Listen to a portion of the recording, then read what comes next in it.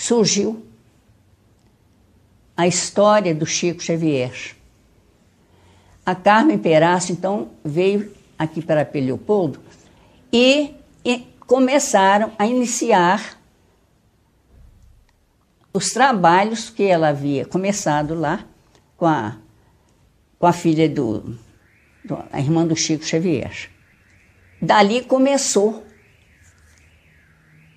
naquelas reuniões, o Chico também, né? Aí mostrou-se como um médium.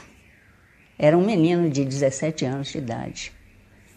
E, nessa época, então, aconteceu um reboliço total na cidade, porque ninguém acreditava em espiritismo, o povo é muito católico, e daí para cá era gente de toda parte que aparecia aqui em Leopoldo para conhecer o tal do Chico Xavier, que era ainda uma criança. Mas o Chico foi nas reuniões, ele ia sempre nas reuniões, junto com o Carmen Perácio, com os parentes, e ali ele foi melhorando, cada vez mais melhorando. Fazia suas mensagenzinhas, que foram muitas foram perdidas, porque na ocasião não ligaram tanto. E tinha um passeio que fazia sempre, lá na cachoeira, ele ia para lá, e um belo dia ele conhece o Emmanuel, aparece lá, naquele lugar. E ele ficou, ele se identificou, falou quem ele era, que era o Emmanuel, que era o guia espiritual dele, e daí para adiante começaram, né, as conversações sobre os livros que ele havia de escrever, e daí para frente ele foi escutando aquelas palavras e fazendo, né, o que podia fazer. Em contato do vovô com a família foi na casa do Chico. Tem as duas mensagens aí. E depois, em 13 de novembro de 1935, foi o primeiro culto lá em casa. Aí eu via, o Chico ia assim, depois de jantar, ia lá, comia a sobremesa e tal, e coisa, depois eles faziam a reunião. Mas eu e meu irmão, crianças, não podíamos ir à reunião, que o vovô recomendou, que não convinha, tal, que precisava que nós tivéssemos mais trato com os livros e tal, e depois, então, é que nós poderíamos frequentar a reunião, né? Então, eu que fazia, nessa mesa mesmo aqui, ficavam conversando, a mamãe, o papai e o Chico, né? E eu saía, ia para o gabinete do papai, onde tem aquelas duas janelas, e arrumava a mesa para a reunião, sabe? Limpava e tal e coisa, botava bloco, botava lápis, aquela coisa toda, né? E uma noite eu escrevi Boa Noite, em 1938, aí eu estava com 12 anos. Boa Noite. Aí o Casimiro Cunha deu a poesia, que se chama Boa Noite, Minha Filha. Então foi assim que eu conheci o Chico, primeira vez. Depois, quando eu fiquei maior e tudo, eu já participava também das reuniões, né? Nós ficamos internos, eu e o Roberto e tal, a gente só vinha nas férias, tinha aquela convivênciazinha, mas o Chico toda quarta-feira lá, né? Aí um dia, não sei, eu já estava com 14, 15 anos, aí já fomos para a reunião, né? E eu ficava vendo, o Chico escrevia, né? A mamãe numerava as folhas, o papai virava as folhas, ficava ali quieto. Aí eu falei assim, eu também quero fazer alguma coisa. Foi assim que eu comecei a trabalhar. De maneira que a minha vida daqui para trás, ou desde depois que nós viemos viemos para o Rio, para trás, todo dia, quase todo dia, a gente encontrava o Chico. A senhora, então, praticamente teve a sua primeira infância vendo o Chico Xavier? Vendo o Chico Xavier. E depois que eu fiquei até 42, eu fiquei interna. Depois, 43, eu comecei a trabalhar no escritório da fazenda. Fiquei 1 ano em experiência, depois o Chico e eu fizemos prova de habilitação lá na fazenda. Passamos, era auxiliar de escritório e praticante de escritório. Fizemos um concurso, depois fizemos o outro. Aí ficamos sempre trabalhando, todo dia, os dois lá e tal. E aí depois eu vim para o Rio, fiz um curso aí de coisa e fiz prova. Aí é que eu fui nomeada escriturário, que já era mais um pouco, né? Que ano era esse, dona Wanda?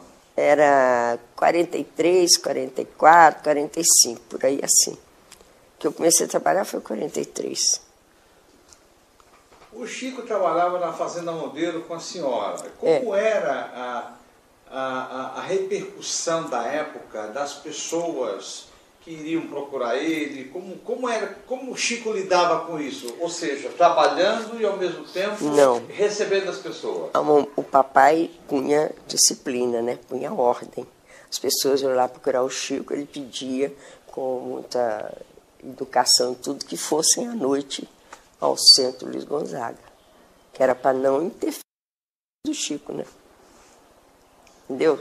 Uma coisa era uma coisa, outra coisa era outra. Muito bom. Depois ele, na hora do lanche dele, ele ia lá para o escritório que o senhor falou ali na casa, ele ia para lá e escrevia durante a hora de lanche dele. Depois voltava para a repartição. Quais foram os livros que ele recebeu naquele local ali? A senhora lembra? Na hora do lanche, que tinha o famoso sapo que acompanhava ele. Isso, o sapo pulava lá e ficava vendo, né? Foi o que eu me lembro mais, foi Paulo Estevo. Que ficava... A senhora lembra desse? A senhora lembra do Chico indo na hora do lanche? Lembro. Ele ia, escrevia, depois subia aquela escadinha ali, deixava no escritório do papai, na mesa do escritório do papai. Aí lá para as 5, 6 horas, o papai encerrava o trabalho da... Bom, e ele voltava ao escritório. Encerrava o trabalho na fazenda, aí o papai e a mamãe iam ler o que o Chico tinha recebido. Aí o papai ia organizar e tal, guardava as folhas e tal e coisa. Quando o livro estava completo, mandava aqui para a federação. O seu pai que organizou, então, Paulo Estevão? Foi, Paulo Estevão. Acho que os outros todos, os 3 também. Todos os livros quase que o Chico recebeu naquela época passaram lá por casa. E o papai organizava quando estava concluído. A gente acompanha muito bem isso nas mensagens de Emanuel, que ele dizia, agradecemos e tal, consideração, tarará, tarará. Quando estiver pronto, isso aqui, vamos mandar para os nossos amigos no Rio e tal coisa. A senhora, então, naquela idade, não tinha noção? Não tinha noção. Eu comecei a ter noção assim por causa do vovô, né? Que todas as mensagens dele, ele fazia referência a mim, ao meu irmão, né? Não sei se o senhor reparou no Cemitério de Luz, quase todas as mensagens, a Wanda isso, o Roberto aquilo e tal. Então, nós estávamos internos em Belo Horizonte, ele ia lá e dava notícia a mamãe e ao papai como é que nós estávamos, entendeu? O que a senhora achava daquilo? Eu achava muito bom, mas a gente ter uma pessoa tomando conta da gente o tempo todo. E aí depois eu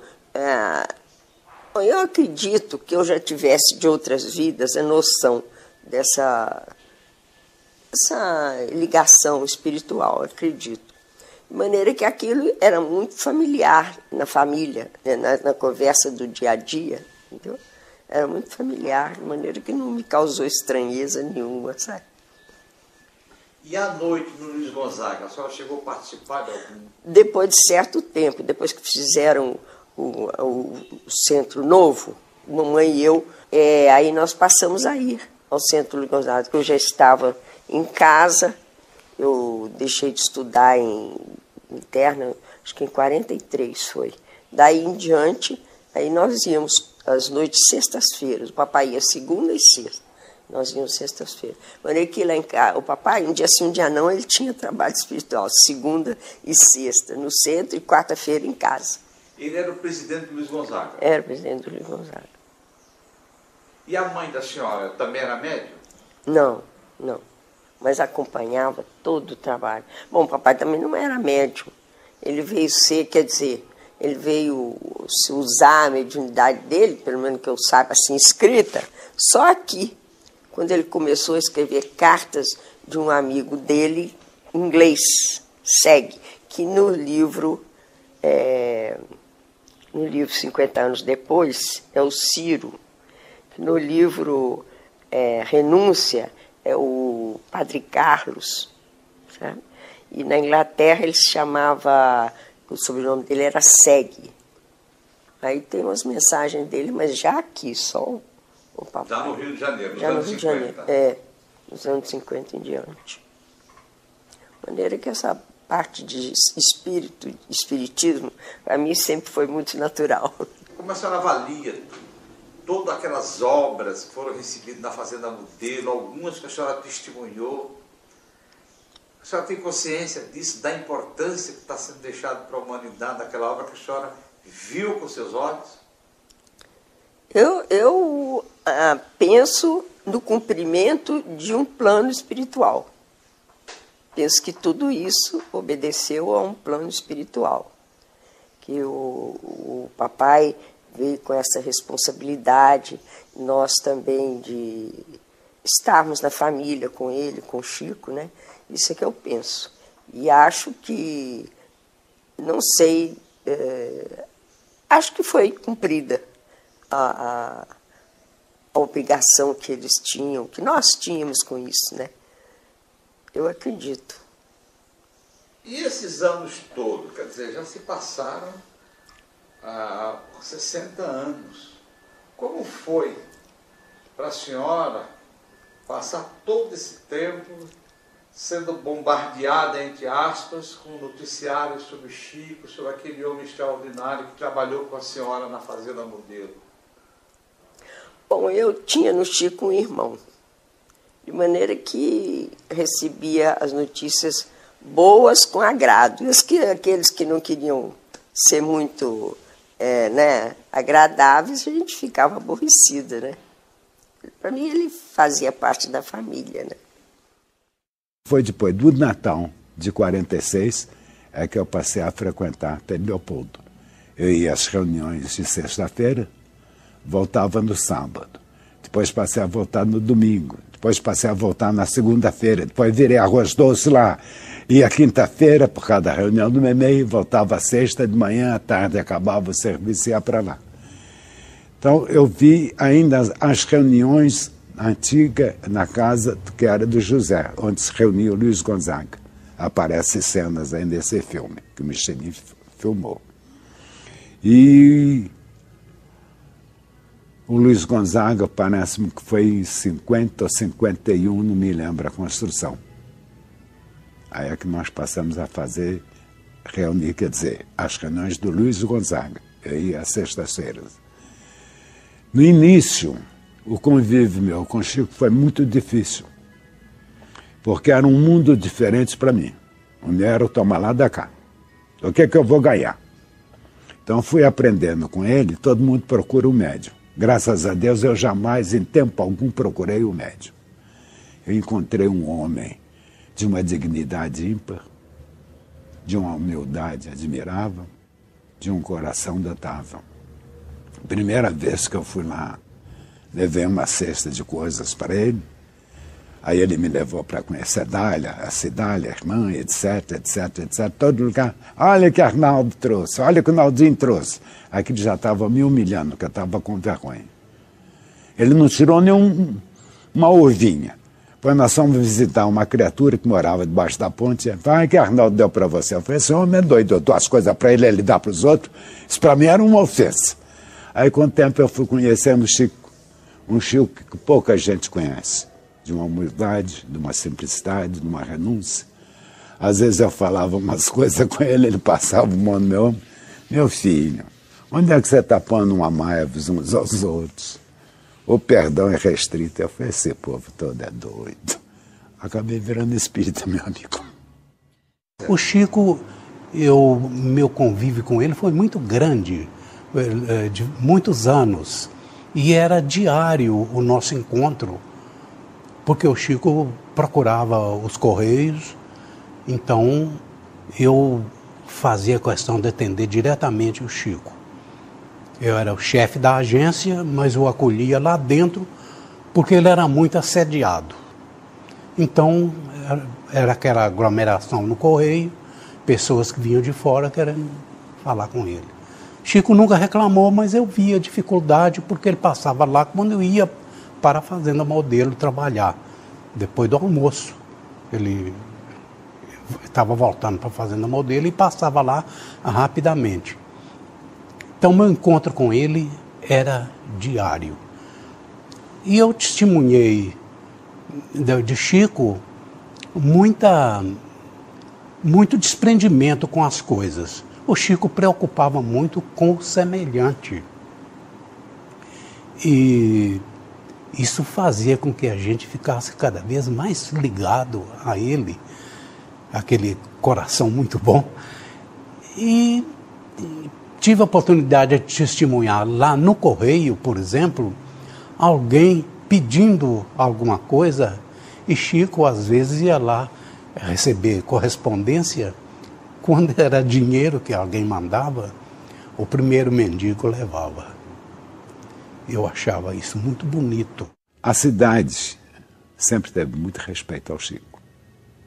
Quando se fez o Luiz Gonzaga, praticamente aquela mesa grande, as cadeiras, foi doado por um moço que mexia com marcenaria, me esqueço o nome dele agora. Quando a gente conseguiu construir o grupo Benei,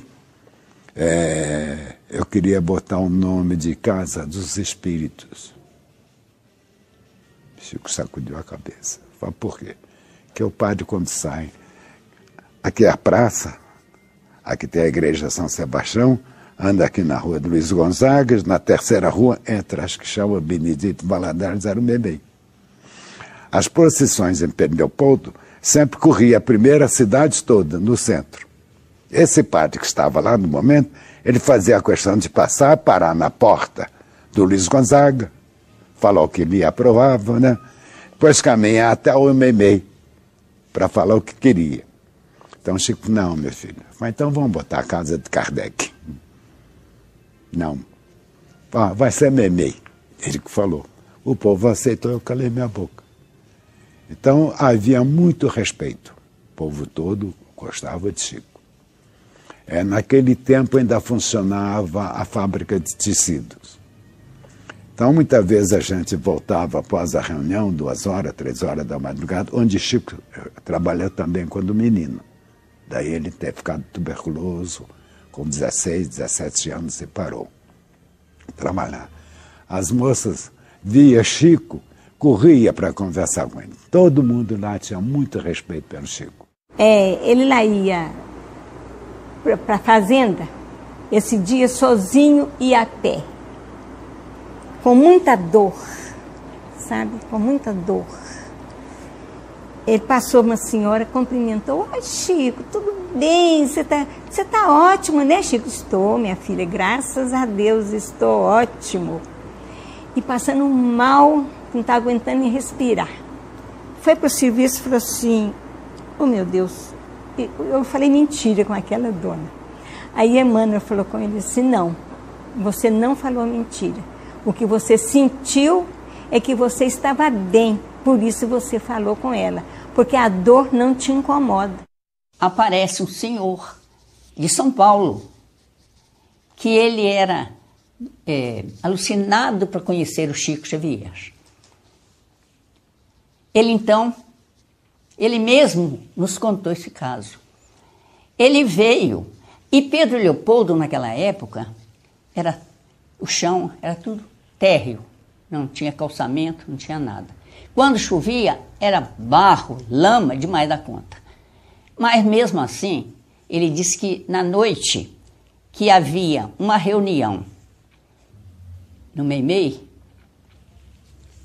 rua, me parece, Benedito Valadares, Então, eles se reuniam ali. O Chico, então, tinha uma reunião de desobsessão ali.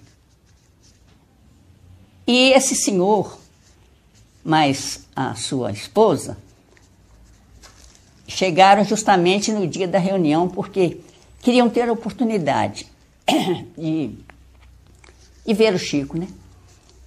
Então, passavam pelo lado contrário. O centro era do lado de cá. Eles passavam por lá e caía uma chuva muito forte, eles de guarda-chuva, ensopadinhos, quando uma pessoa de cá disse assim: Espartacus. Ele assustou assim, falou com a mulher dele: me chamaram. Ela falou assim: chamaram. Aí ele parou e ficou esperando. Aí ele tornou a repetir lá: Espartacus, atravesse, venha cá. E ele atravessou a rua e foi. Você não queria conhecer o Chico Xavier? Sou eu. Venha, entra. Ele levou ele para a sessão. Espartacus ficou deslumbrado. Isso ele nos contou anos depois, esse caso.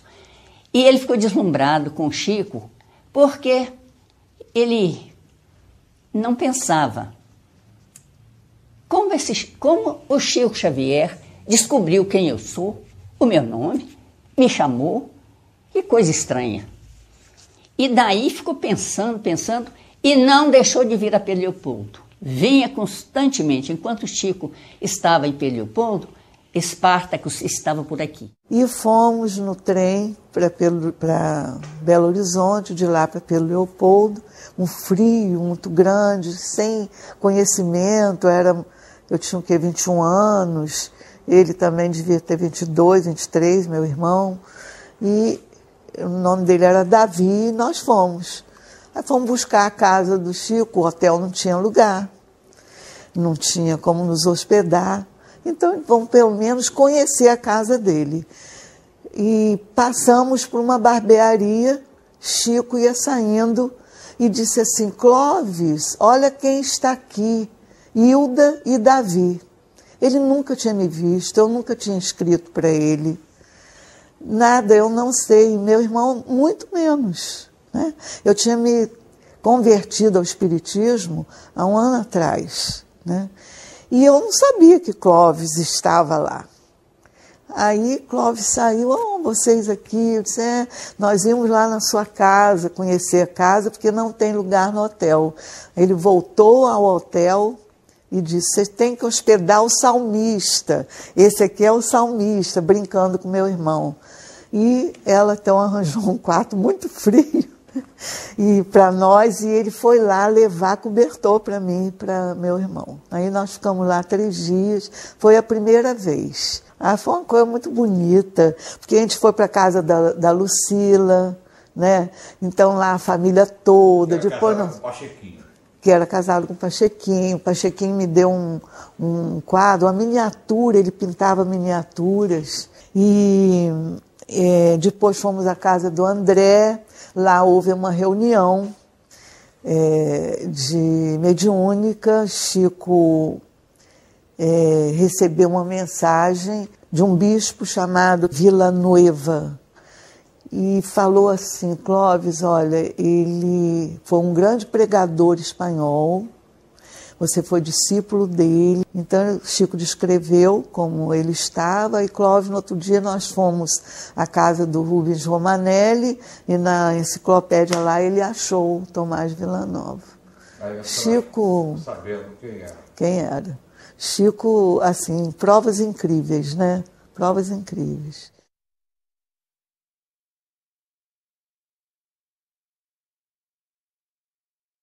Quando Carlinhos nasceu, antes dele nascer, nesse período, depois que eu fui passar a lua de mel com Clóvis lá, ele disse que o Santos Dumont viria como filho e que a Nina também queria vir como filha. Então a gente recebeu aquela notícia assim, né? Lá ficamos assim muito empolgados, felizes, e Carlinhos nasceu em 56, a gente casou em 54, ele nasceu em 56, e a gente não sabia, nasceu com muita saúde, nasceu muito bonito, muito alegre, ele foi uma criança assim, que aproveitava de tudo, mas ele se impressionava muito com o urubu voando, com as aves voando.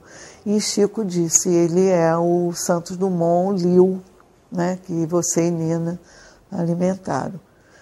Não nos falou nada. Quando ele teve uma queda de um carrinho de 40 centímetros de altura, Chico e Dona Ivone Pereira disseram que para ele era uma altura muito grande, não era de um carrinho. Então, no subconsciente dele ainda estava a questão do avião, do suicídio, né? Então, dali ele adoeceu com 9 meses e meio. Já estava dando os primeiros passos, já falava papai. Então, Chico então revelou a Clóvis que ele tinha dito, se despediu de Chico, e disse que ele ia ter a infância dele e ele ia morrer cedo a pedido dele e que ele ia ser uma criança muito doente. Quando nós dissemos que Carlinhos tinha muita saúde, Chico disse, bem, os espíritos então não deixaram. Né? Ele pediu, mas ele não foi atendido. Com 9 meses, então, realizou o que ele avisou a Chico. Que ele viveu até 17 anos. Mas a saúde espiritual dele era tão grande que não foi, né? E também a minha parte genética também não colaborou, né, para que ele nascesse com algum problema. Ele às vezes mostrava alguma carta. Essa aqui, por exemplo, está pedindo número de loteria, o número que vai dar. Vê se eu posso fazer isso, Ismar. Eu não sei. Se eu soubesse, às vezes eu podia pedir para meus irmãozinhos necessitados. Ele pegava nela, ele passava a palma da mão, ele pegava, olhava a correspondência. Porque o Chico tinha uma correspondência diária. Ele tinha um parceiro em Uberaba, um estudante de medicina, por nome Valdo Vieira.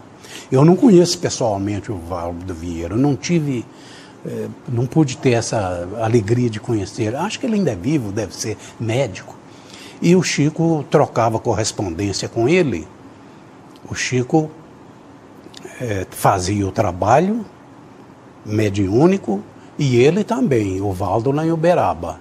E aí trocava correspondência. Então o Chico ia lá, um envelope para carta aérea, envelope tamanho ofício, ali ele levava a correspondência que era para o Valdo, já tudo prontinho, até selado, e levava um telegrama, muito grande o telegrama, 2, 3 folhas, o telegrama também para Valdo. Então ele deixava essa correspondência, ele levava pessoalmente, porque as outras correspondências eram enviadas depois, através do Centro Espírita, né? Aqui do Luiz Gonzaga. Então era muita correspondência, muita mesmo. Centenas de cartas, respostas, aquela coisa. Correspondência de Chico, eu consegui fazer com que ela fosse colocada em uma mala especial, cuja mala, quando desse entrada em Belo Horizonte, ela era encaminhada imediatamente para o aeroporto, porque era correspondência aérea. E aí eu consegui antecipar um pouco a entrega. E quanto aos telegramas, eu pedi aos colegas de Belo Horizonte, onde eu trabalhei muitos anos como telegrafista também, antes de vir para cá, para Pedro Leopoldo, eu solicitei dos colegas procurar no aparelho, na linha de Uberaba, verificar, a hora que o telegrama chegasse, ele levasse para a linha de Pedro Leopoldo para mandar imediato. E com isso conseguimos abreviar bastante a comunicação entre ele e Valdo. Diariamente, de segunda a sábado, era um telegrama e uma carta dele para Valdo Vieira e de Valdo Vieira para ele. Era um livro, era para editar um livro. Eu não fiquei sabendo o título do livro, mas a finalidade era esta. A cidade propriamente dita, eu vou lhe falar com uma coisa que vai lhe chocar. Tratava o Chico com muito respeito, com muito carinho. Mas eu me assustava, aspas, com os espíritas. Um fanatismo religioso impressionante. Ouvi coisas que me chocavam. E Chico sempre com uma simplicidade também. E o povo dizia que gostava muito de conversar com Chico. Ao contrário, ele conversar com a gente. E ele respondia aos outros. Uma vez ele deu uma resposta a uma criatura. Nós íamos saindo. Por que você não falou a verdade? Mas, meu filho, ele está com a fantasia na cabeça. Não serei eu que vai tirar a fantasia da cabeça dele. A criatura se dizia a reencarnação de Pôncio Pilatos. Companheiro espiritista respeitado aqui dentro do estado de Minas Gerais. Durante anos atuou nessa casa aqui. Eu falei, meu filho, ele está com a fantasia na cabeça. Ele dizia assim, o espírito de Emmanuel. Nós falamos, Emmanuel, André Luiz, Bezerra, ele dizia, o espírito de Emmanuel, o espírito de Bezerra Menezes. O espírito de Emmanuel me disse, nós devemos respeitar a fantasia dos nossos amigos.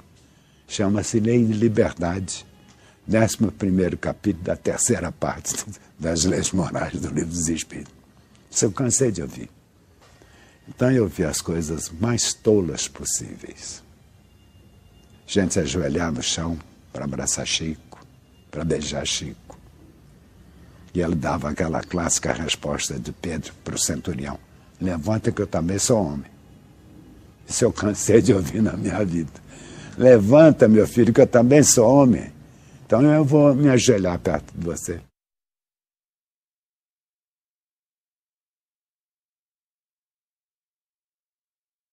Eu comecei a ficar adoentada.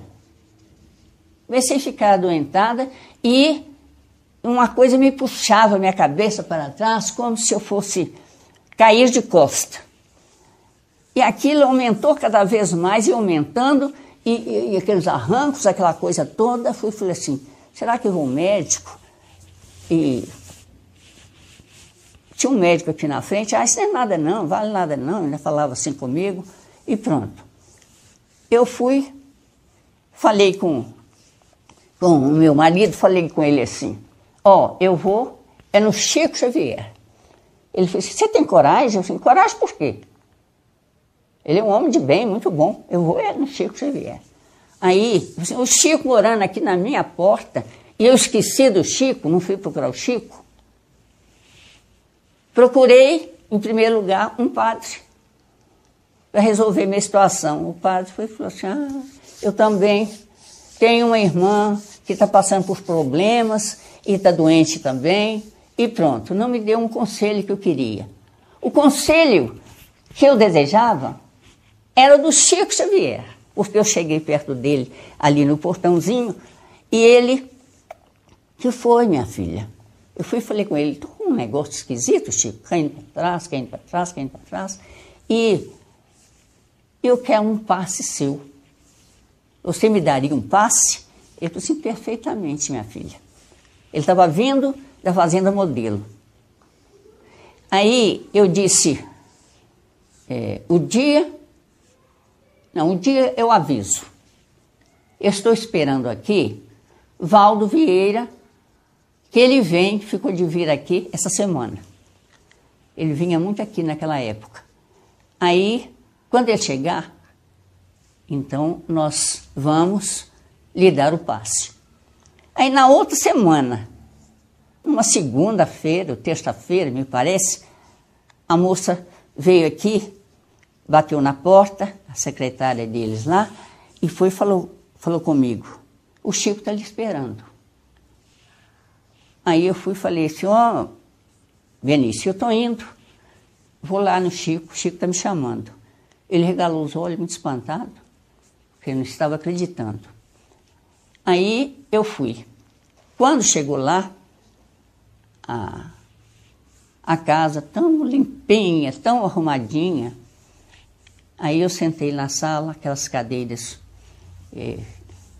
era cadeira de palhinha que usava, né? Assim, mais, eram coisas mais simples que não existem hoje.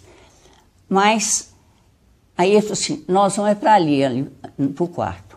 E tinha 2 camas, com os colchões todos forradinhos com lençóis de saco, branquinhos, lindos.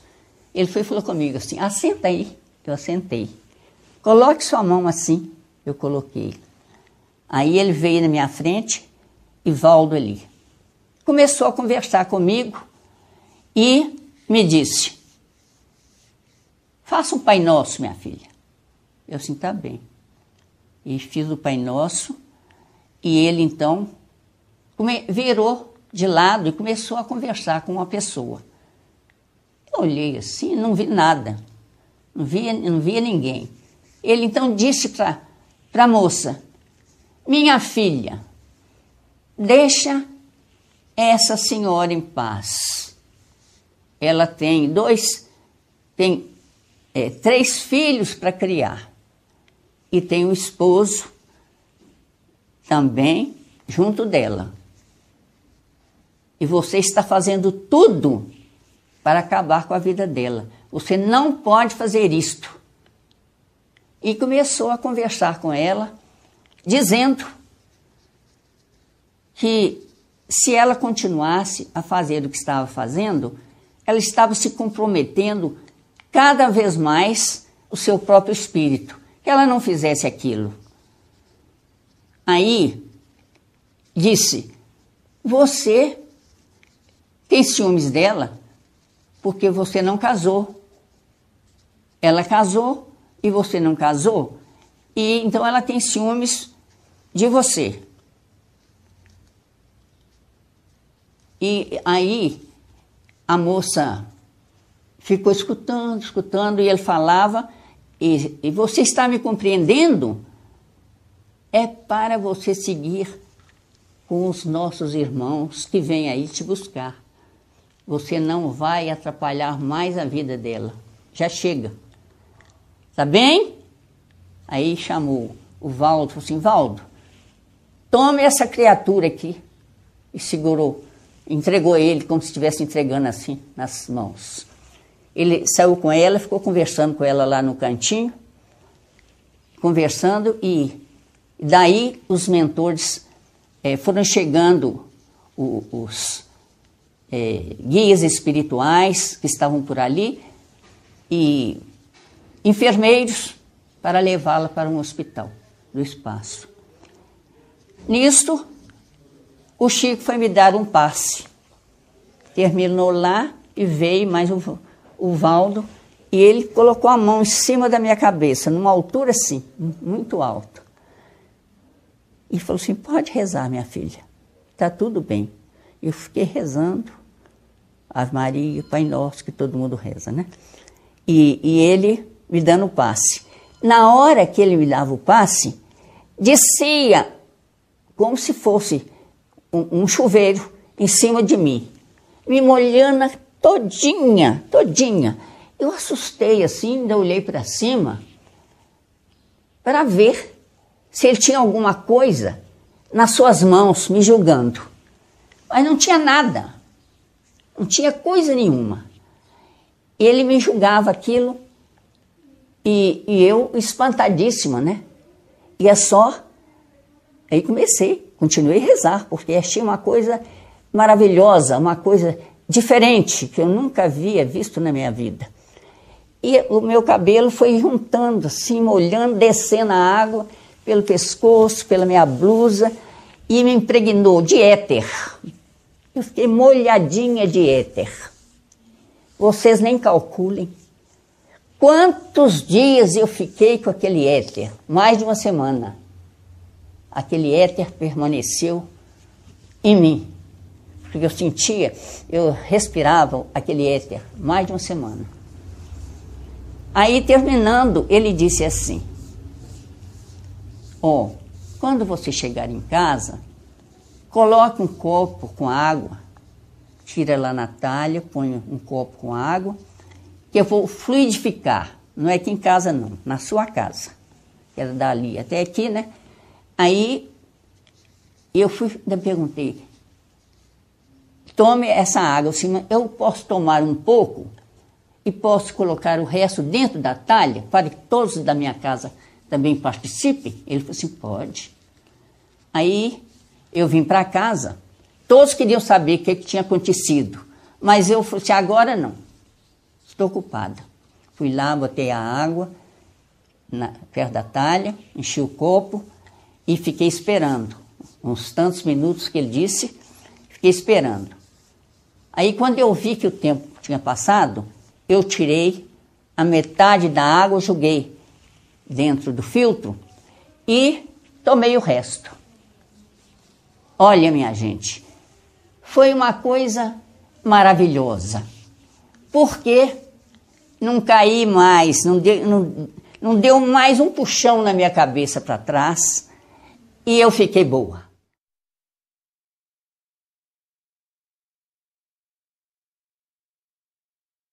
Fiquei conhecendo materialização de ver, porque de leitura eu já sabia, mais ou menos.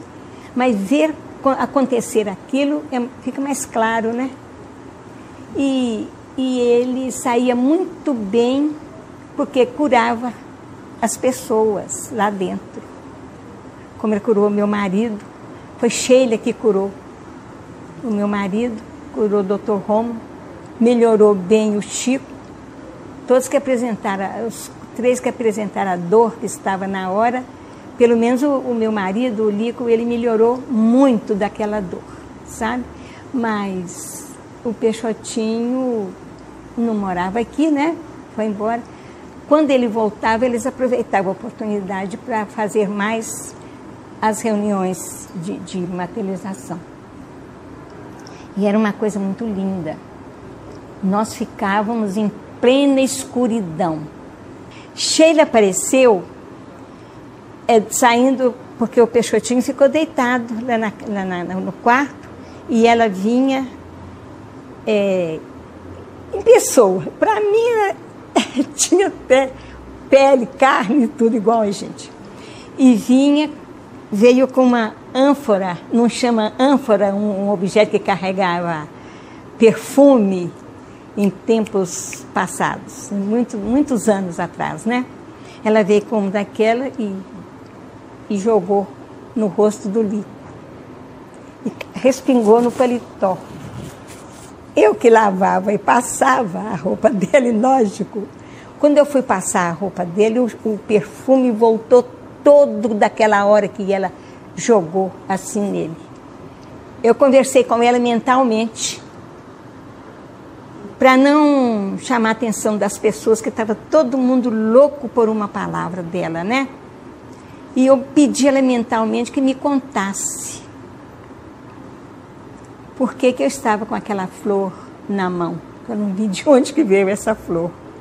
Ela falou: é uma filha sua que vai nascer, mas está com muito pouco tempo de gestação. Mas ela veio aqui e trouxe a flor para você, porque você precisava saber a origem dos vômitos, das dores de cabeça e tudo, que você está com ela. Ela vai nascer, Silvia, né? E ela é muito meiga, muito boa. Esse espírito que vai chegar na sua casa é muito meigo, muito bom e tal. Chico falou assim: aproxima, Zé Grosso. Você falou: não, eu sou muito feio. Eu não vou aparecer, não. Só você, porque você me conhece. Ficou por isso mesmo. Veio um outro rapazinho e falou uma outra coisa com o Chico também, que essa não me lembro. Passou mesmo, que também naturalmente não era para falar, né? Como que ficava o estado físico do Chico Xavier depois das materializações?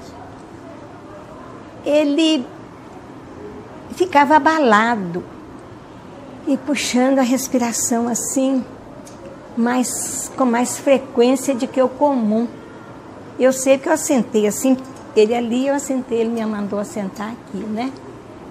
E ele estava conversando e sempre parava para um intervalo para descansar, naturalmente, né? Eles ficavam, nós todos ficamos, todo mundo ficou diferente. Na casa de André, as primeiras manifestações eram exclusivamente efeito físico. Coisas andando no ar, volitando. Depois começou a haver uma semimaterialização. A gente, para ver, tinha que acender uma lâmpadazinha. Então, como era na casa do André, a luz da cozinha a gente deixava acesa, que ficava um pouco. Então a gente só via assim, o rosto da pessoa, quando acendia a luz. Com o tempo, fomos vendo materializações perfeitas. Depois elas eram escuras, opacas. Depois elas se tornaram luminosas. Foi a que mais me chocou, foi uma vez que Memei se materializou. Eu estava sentado num banquinho, e Memei usava uma cabeleira muito grande. E ela, como mulher, tinha um defeito anatômico. O coração não era do lado esquerdo, ficava abaixo do externo. Então, na hora que ela materializou, eu falei, vou ver se essa história é verdade. E abaixei para botar o ouvido no externo dela. Aquela cabeleira caiu de me cobrir a cara. Eu falei, não, meu filho, era o corpo que tinha um defeito, esse aí não tem defeito, não. Isso para mim foi uma coisa mais notável. Então nós fizemos mais ou menos uns 2 anos de materialização. A última, Peralva até estava presente, nós nos reunidos na casa de André. Uma porta tem mais ou menos 1,90 m, 2 metros, não uma porta ali, aquela porta ali, por exemplo. Emmanuel devia ser um homem de 1,90 m, porque olhando assim dava mais ou menos um palmo para a cabeça deles encostar na porta. Homem forte, voz clara, autoritária, suave, bonita, parece um paradoxo, né? Um letreiro luminoso enorme. Na hora que ele levantou a mão, caiu assim os panos, a gente vê que era o braço de um homem forte. Chico era pequenininho, espírito de 1,90 m mais ou menos. E calma e tranquilamente, com meia dúzia de palavras, acabou com a materialização, dizendo que a função dele, o médium, é do livro, divulgação, educação, e não materialização. E nunca mais nós fizemos materialização.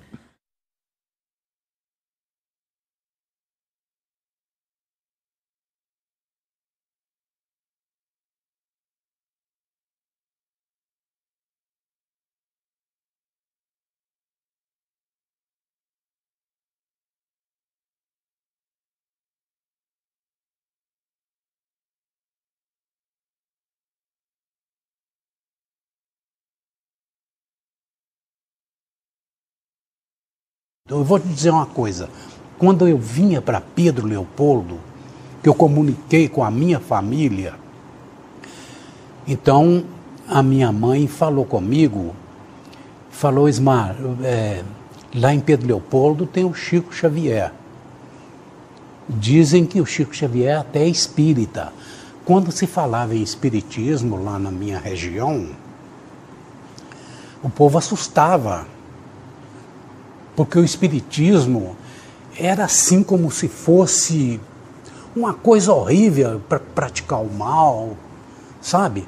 Parecia que era um inferno, sei lá o que era. Então minha mãe só me alertou, falou, lá em Pedro Leopoldo tem o Chico Xavier. E você sabe o que você vai fazer. E eu falei, não, mamãe, não tem problema não, eu sou fiel. E o tempo passou. E eu fiz essa amizade com o Chico, muito amigo do Chico. Mamãe vinha visitar a gente. Sempre que podia, vinha. Eu ainda solteiro até. E mamãe chegou, falei, mamãe, a senhora vai conhecer o Chico. Ah, não quero conhecer o Chico, não. Falei, a senhora quer conhecer sim, a senhora vai conhecer. Aí, na hora que o Chico chegou, chamei minha mãe, apresentei, o Chico abraçou a minha mãe, muito emocionado. Mamãe chorou. E mamãe passou a admirar muito o Chico.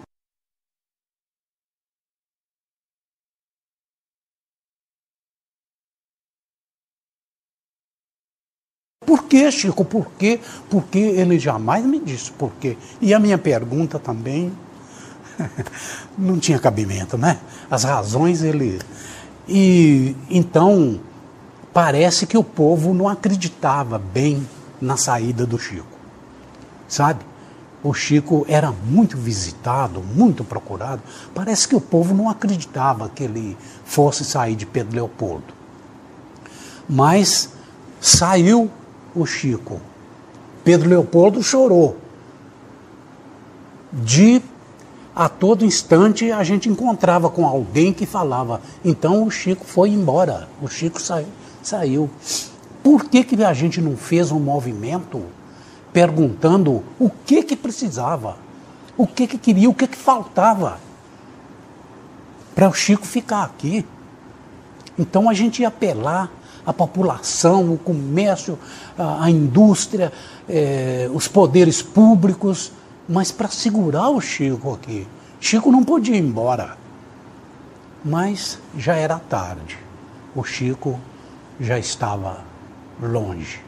E Pedro Leopoldo chora até hoje, o nosso Chico. Aquele Chico, todo cheio de humildade e de esperança. Como um neném de 6 meses fica sem mãe e não tem quem olhe.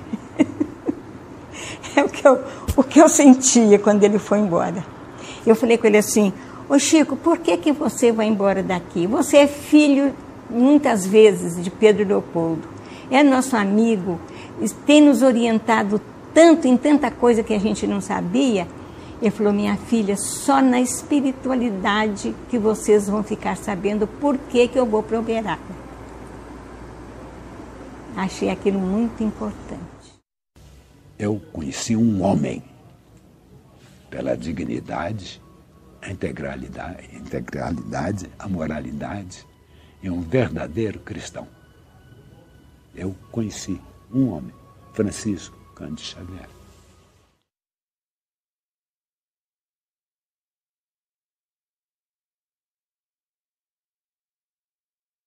Ele ia lá na minha casa toda terça-feira. É de 1959 até 1975. Toda terça-feira ele ia lá para nós conversarmos sobre livros, né? Aquela coisa. Às vezes eu datilografava para ele alguma mensagem. E acontecia várias vezes ele ir lá em casa, falar, meu filho, estou ouvindo uma voz aqui, tem uma senhora no hotel. Tinha um hotel aí chamado Hotel Mauad, até na mesma rua do meu consultório. Tem uma senhora que está me chamando lá. Você pode me levar lá? Falei, vamos embora, Chico. Vamos entrar no carro. Chegava lá, ele perguntava lá, o povo lá dava o nome da pessoa. Aí batia lá no quarto, o povo quase desmaiava. Tá certo? Chico, mas não é possível você aqui. Aí ele dava passe em todo mundo, e depois pedia para dar passe nele. Isso é uma coisa importante que eu achei no Chico, porque no culto evangélico que ele fazia todo dia, às 11 horas da manhã, quando eu podia, eu participava, né? Ele dava passe em todos, e no final ele pedia o senhor Íker Batista, que foi um espírito puro, né, que amigo dele, morava perto, vizinho dele. O senhor Íker Batista dava passe nele. Porque há uma grande quantidade de médium passista que acha que não precisa tomar passe. Tá certo? Não, eu não preciso tomar passe, eu dou passe. Isso aí é importante. Hoje, uma outra vez, outro hotel. Tá certo? Meu filho, está chamando. Você me leva lá, vamos lá, Chico. E quando surgiu em São Paulo aquele Cinemascope, nós fomos ao cinema. Nós fomos assistir um filme. O Chico Xavier não tinha sossego. O povo enxergava o Chico dentro do cinema no escuro. Uma coisa séria. Toda hora chegava um Chico, a pessoa se ajoelhava, tá certo? Chico Xavier, você aqui, pelo amor de Deus. É impressionante. São Paulo é uma coisa que a gente andava com ele por todo lado. No mundo Chico Xavier. Ele não queria dar entrevista. Eu, Chico, mas nós precisamos de ter um livro com as suas palavras. Porque um biógrafo falar é uma coisa. Outra é o biografado responder. Aí ele aceitou. Mas foi difícil. A humildade dele era demais. Eu tive um caso de uma moça que o médico receitou para ela um anorexígeno, quer dizer, um remédio para tirar o apetite. A partir do momento que ela começou a ver a avó dela desencarnada atravessando a parede. Tá certo? Então, eu fui observando vários casos. Aí eu comentei com o Chico e falei, não, meu filho, nosso André Luiz está aqui, ele está falando que realmente, não somente o álcool é etílico, essas drogas, cocaína, maconha, tá certo? Essas drogas hoje que eles chamam de ilícitas, né? E esses medicamentos para tirar apetite, todos eles abrem a mediunidade de uma forma escancarada. Chico Xavier foi um apóstolo do Cristo para o século XX e XXI. Trouxe para nós a revivescência da prática cristã no seu mais genuíno aspecto, relembrando a todos nós os primeiros tempos do cristianismo. E ele tinha essa capacidade de nos, vamos dizer assim, inocular com a fé renovada, com a visão nova da vida espiritual. A sua presença para todos nós foi uma presença de luz constante. De modo que eu me lembro de um periódico aqui de Minas Gerais que fez uma série de reportagens uma época e que chamou Chico Xavier, um homem chamado amor. Desde criança ele transmitia para mim uma espiritualidade muito elevada e eu guardava o desejo de conhecê-lo com muita alegria. Até que uma de minhas primas trouxe um livro autografado por ele, o livro Coragem, em 1976. Até que, então, eu passei a escrever para o Chico. Inicialmente, eu não me identifiquei, nem pus remetente, mas expressava nessas cartas toda a gratidão que vinha na minha alma a respeito dos livros que eu estava lendo. Em 14 de outubro de 1981, em São Paulo, eu tive então a ocasião de abraçá-lo pessoalmente. E eu me lembro bem que foi uma reunião extremamente longa, começou às 8 da noite e foi até amanhã do dia seguinte. Quando as pessoas já tinham ido embora, restávamos poucos, minha tia então me chamou, vamos então abraçar o Chico. E eu fui todo satisfeito. E na hora que ela foi me apresentar a ele, ele se dirigiu a mim pelo nome.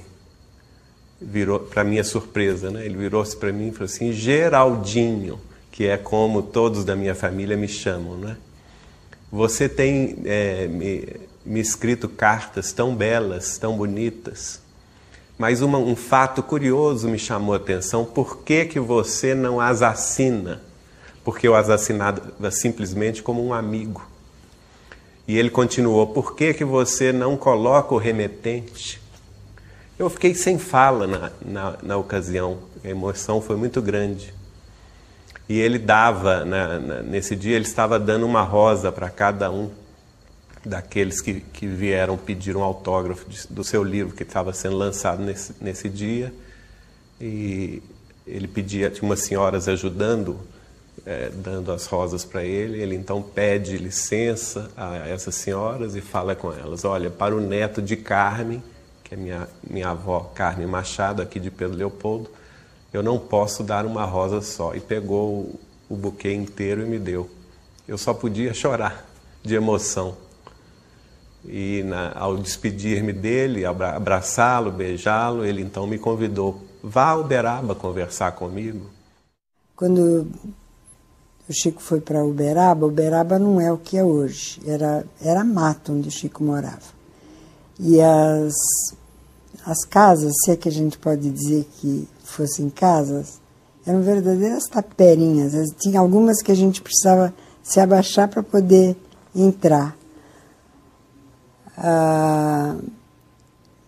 Ele ia lá, ele dividia o pouco que ele ganhava, ele dividia, ele dava um envelopinho para as pessoas, lia uma mensagem, e como as pessoas que iam visitar o Chico levavam arroz, feijão, aquele mantimento, então, em sacolas que eram distribuídas por essas pessoas. E durante essa peregrinação, eu não saía do lado do Chico, sempre abraçada a ele, né?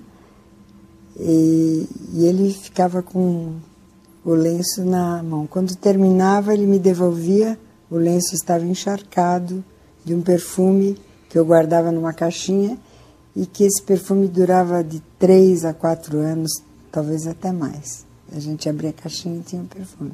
Eu acho que o Kardec nos deixou a doutrina e o Chico nos deixou o exemplo de como se vive a doutrina espírita.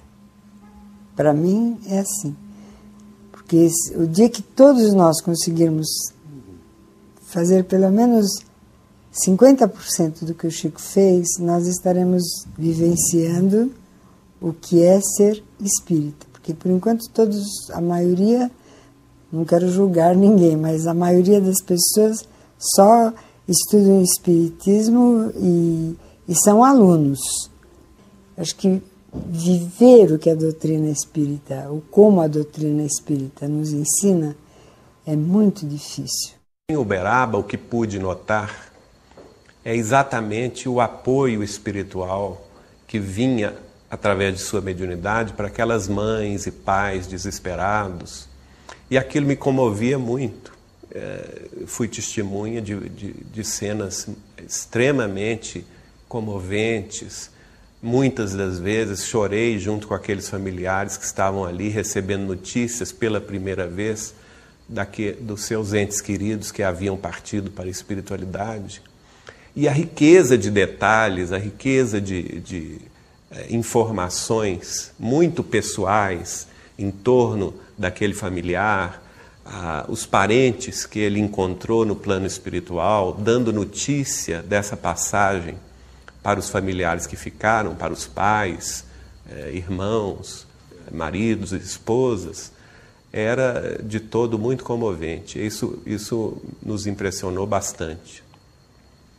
Depois, naturalmente, com a frequência, com a continuidade das nossas idas, passamos a frequentar a casa dele, inicialmente com lanche, com o almoço, e a partir daí nossa intimidade se tornou maior.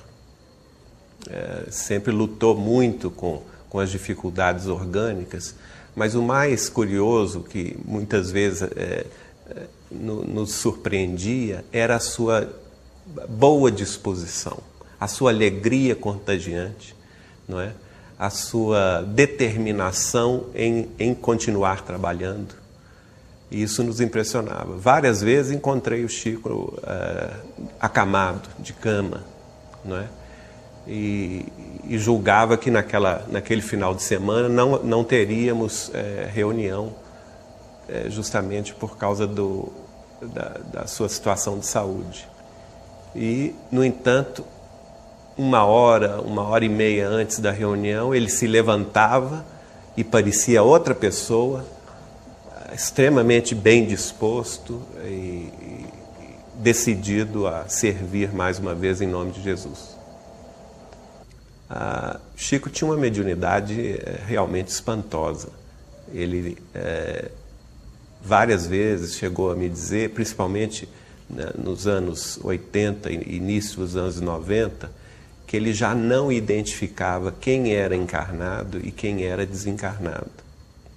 Teve uma cena que me emocionou, e a todos que estavam presentes, até as lágrimas, foi quando duas senhoras, uma senhora e sua filha, provenientes de Goiânia, chegaram para abraçá-lo no almoço de sábado na sua casa.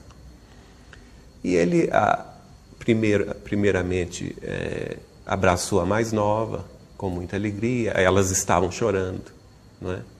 Depois ele abraçou a senhora mãe da primeira, com o nome e tudo mais.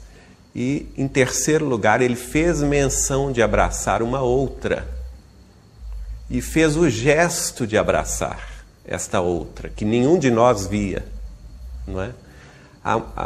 E falou o nome desta outra, e quando ele falou o nome dessa outra, aí é que as outras duas senhoras começaram a chorar, com muito mais emoção, dizendo para ele: Chico, mas essa é vovó, a vovó já partiu.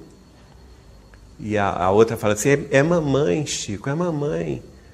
E ele ficou surpreso também, porque o que nos pareceu é que nem ele tinha identificado que esta senhora havia partido.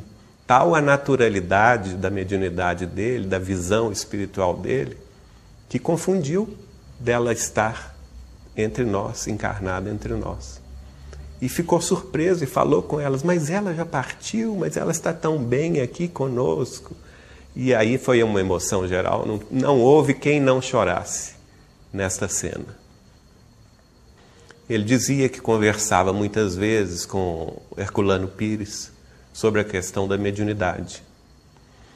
E já encarnado, Herculano Pires dizia para ele: Chico, o médium é um ser interexistente.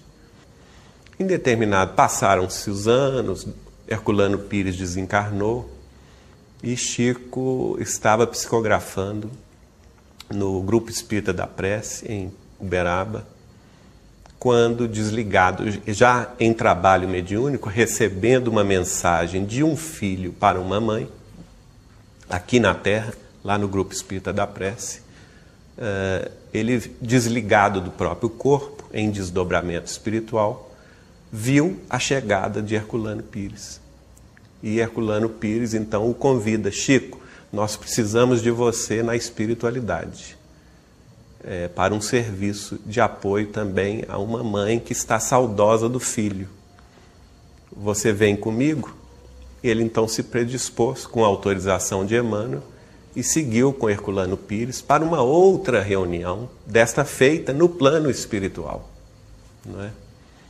Então, fizeram a reunião espiritual na presença de uma mãe já desencarnada, que estava saudosa do filho, porque ela havia desencarnado há pouco tempo e não havia se encontrado ainda com o filho querido, que havia partido muitos anos antes dela. Só que, pelas informações de Herculano Pires, o filho estava numa condição espiritual superior. E por mais que ele tentasse estar presente, estar próximo dessa mãe, ela não conseguia vê-lo.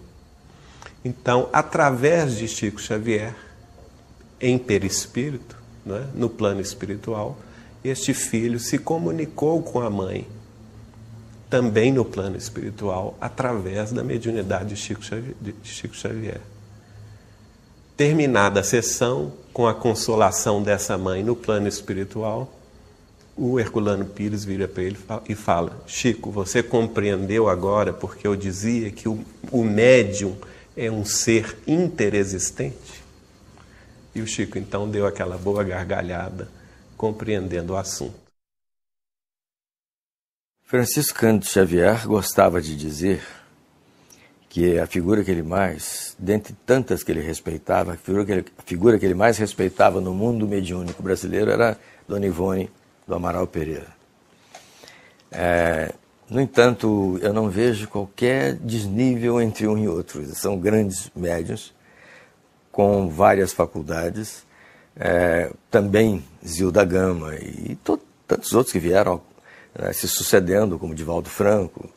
E, na verdade, o que eu vejo em Chico Xavier é aquilo que nós vemos em Santo Agostinho. Quer dizer, é uma vida santificada no sentido mais completo e teológico da palavra.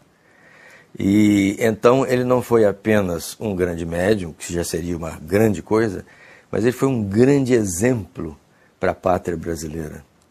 Um grande exemplo daquilo que é mais pregado pela doutrina espírita, que é a humildade e a caridade. Então ele é o marco mais importante, no meu modo de ver, do desenvolvimento da doutrina espírita no meio brasileiro. Ele sempre se referiu ao Brasil com muito amor, com muito carinho, mostrando-nos que o Brasil tinha uma destinação histórica de ser a pátria do Evangelho e o coração do mundo. E ele sempre foi muito enfático ao dizer que nós estávamos, apesar de todos esses pesares, progredindo muito.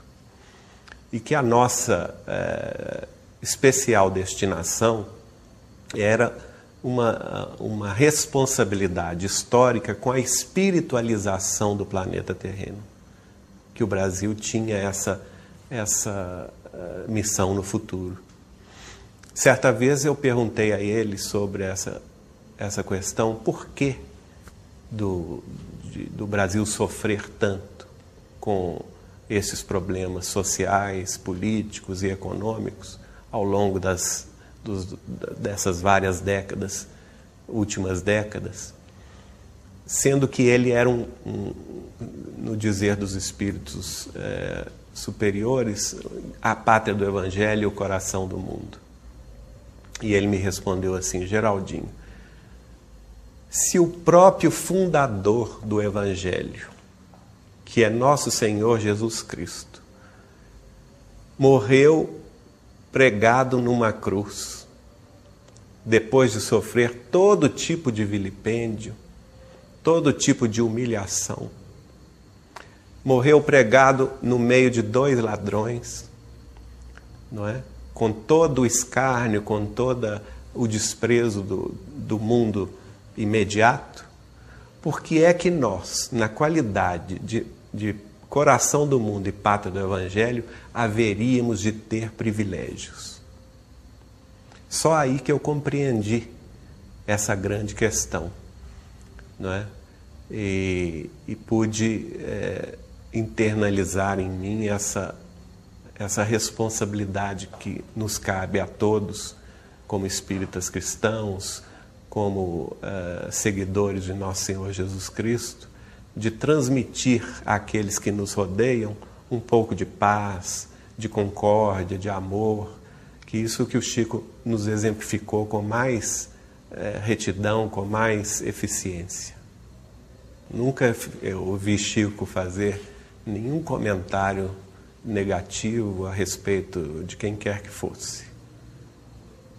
Sempre ao contrário, quando as pessoas próximas a ele levantavam algum tipo de consideração menos, vamos dizer assim, menos honrosa sobre qualquer pessoa, ele era o primeiro a dar um desconto, dar uma interpretação diferente, não é? Desculpando aquela pessoa. E eu sempre observei também o seguinte, com relação aos artistas, ele sempre fazia uma menção curiosa, dizendo que eles tinham vindo para a Terra com uma missão muito importante, que era a missão de alegrar o nosso povo, de trazer alegria através da música, da dança, das artes, né? do teatro, trazer alegria, trazer informação, trazer cultura. que isso era uma missão de responsabilidade muito importante. A chegada do Chico, especialmente no início das atividades de Emmanuel, a partir de 1931, passou a representar a consolidação de aspectos da maior transcendência no que reporta a própria codificação. Com o Chico, aquele sentido da trilogia espírita, do seu sentido religioso, do seu sentido moral mais definitivo, passou a ter a sua presença efetiva, sem misticismo, sem tendências de religiosidade extremista, com a pureza e a segurança do Chico Xavier. Especialmente quando seu mentor, Emmanuel, define a importância dele manter-se firme com Kardec. Porque o evangelho com Kardec é o evangelho que efetivamente liberta sem nos escravizar às linhas da religiosidade mística ou infeliz. Então a presença de Chico veio como que completar efetivamente, se eu posso utilizar esse termo, que ele não pode ser tão abrangente, porque tudo se estende, mas para fechar um ciclo em que a humanidade passou a estar dotada efetivamente de todos os componentes que ela precisa para sair daquela linha de liderada e liderados, para que todos possam ter a chance de dar os passos com o grande governo íntimo da consciência em paz e tranquila, sem que se percam, obviamente, as lideranças que qualquer sociedade está presente, mas a liderança não coercitiva e o liderado consciente dos seus passos. É o que nós notamos na doutrina enriquecida com Chico Xavier. Talvez só a obra de Kardec gastasse mais tempo para que a gente pudesse vencer essas etapas das linhas puramente filosóficas. E com Emmanuel, e naturalmente com a sensibilidade de um Chico Xavier, nós entendemos que isso facilitou as coisas. E pedimos a Deus, nesta hora, que não nos deixem, nós espíritas, precipitarmos. Não queríamos resolver as coisas no nível de dezenas ou de 2 ou 3 décadas.